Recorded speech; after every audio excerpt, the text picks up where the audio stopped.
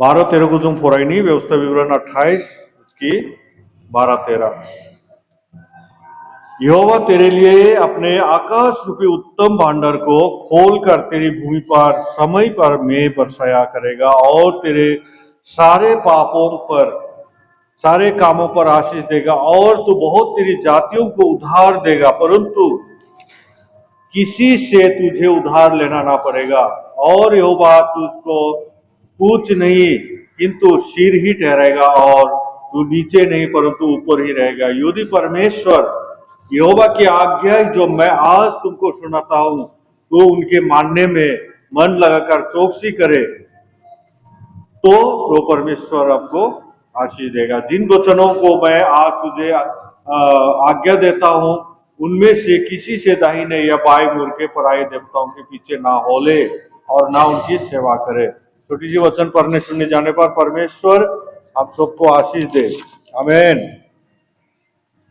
आइए जों गाव गावनि खर' गंग्लायना जों इसोरनाव आरज खालामनि।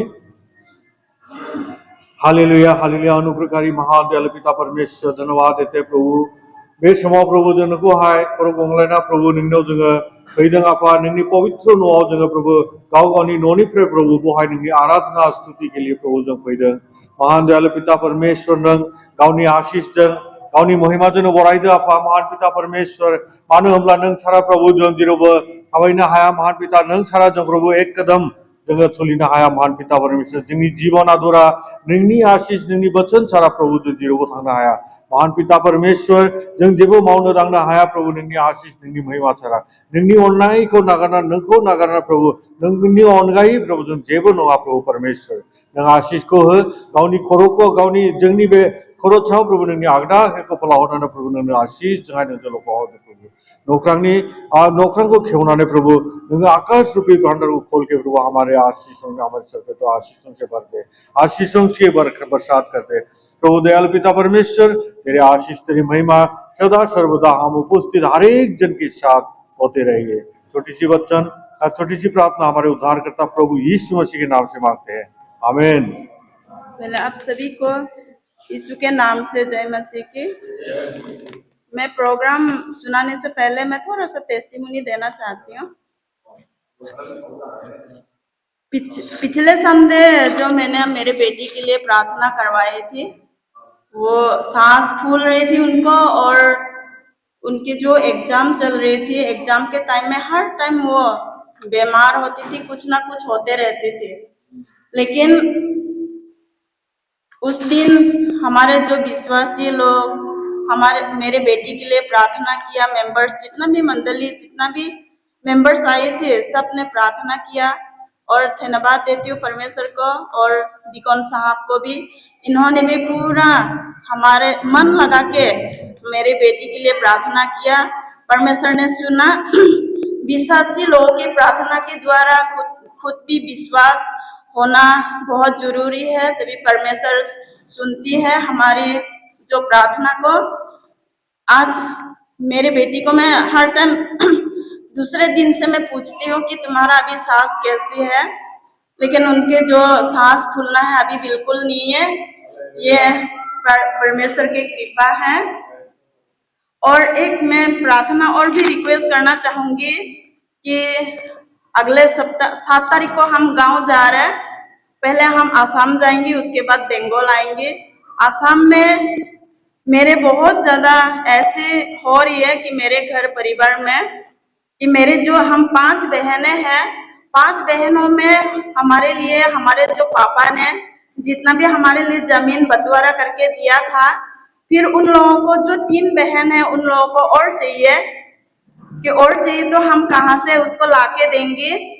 लेकिन जो भी है अभी वो लोग मैं सबसे बड़ी हो तो मुझे इंतजार कर रहे हैं कि तुम आएंगे, ये सब फैसला होगा बोल के। इसलिए प्रार्थना करें ताकि वहां पे जाके हम शांति से परमेश्वर उन लोगों का मन को छुए ताकि हम शांति से ये सब काम कर पाए और जितना जिसके हिस्से में जितना मिलेंगे उसको हम भाग करके अपने अपने नाम पे कर सके। उसके लिए आप लोगों को अनुरोध करती हूँ प्रार्थना करने के लिए। और परमेश्वर ने हमारे घरों में हमारे बच्चों के ऊपर इतना आशीष किया है कि हम बता नहीं सकते। और मेरे बेटी के लिए मैंने प्रार्थना करवाया था तो परमेश्वर सुना है, वो आज ठीक ठाक है, वो चर्च में भी नहीं आया। सुबह का चर्च में आया था तो अभी आया नहीं है। और वैसे ही परमेश्वर सबकी प्रार्थना सुनती है। जैसे इसीलिए मैं चाहती हूँ कि इस चर्च में बहुत बहुत कुछ मिलता है।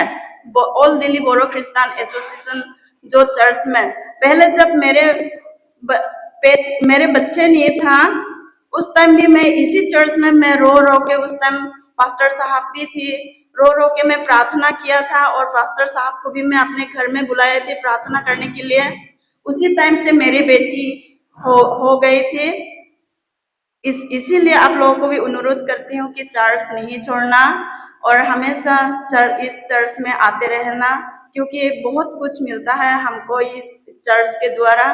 और पिछली बार जो नई सिस्टर ने भी इतना प्रार्थना करवाया था, सब मंडली खड़ा होके उनके लिए भी प्रार्थना किया था।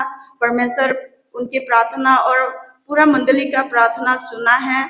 तो अभी उनके जो हस्बैंड के लिए हमने प्रार्थना किया था तो उनके हस्बैंड अभी घर में आता है।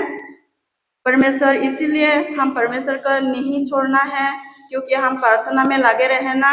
और जितना भी हमारे माए हैं, महिलाएं हैं, और उन लोगों को भी अनुरोध करती हूँ कि अपने बच्चों के लिए, अपने परिवार के लिए हमेशा प्रार्थना में रहेंगे बोल के मैं अनुरोध करती हूँ। धन्यवाद।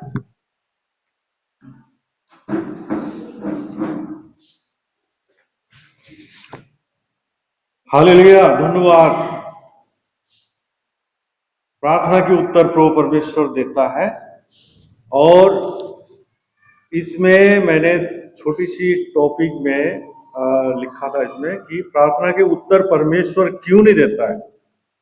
जब हम अपने मन, अपने दिलो दिमाग और अपना विवेक, अपने हृदय को दोनों को शुद्ध नहीं करते और शरीर हमारे आलसी हो जाते हैं तो प्रभु परमेश्वर के पास हमारे प्रार्थना नहीं सुनते। लेकिन जब हम लोग तन मन धन और हमारे हृदय विवेक दोनों को शुद्ध करके स्थिर करके जब हम लोग प्रभु परमेश्वर के सन्मुख आते हैं, प्रभु परमेश्वर आराधना करते हैं, प्रभु परमेश्वर प्रार्थना को सुनते हैं और उनकी आशीषों के द्वारा बीमार चंगा हो जाता है।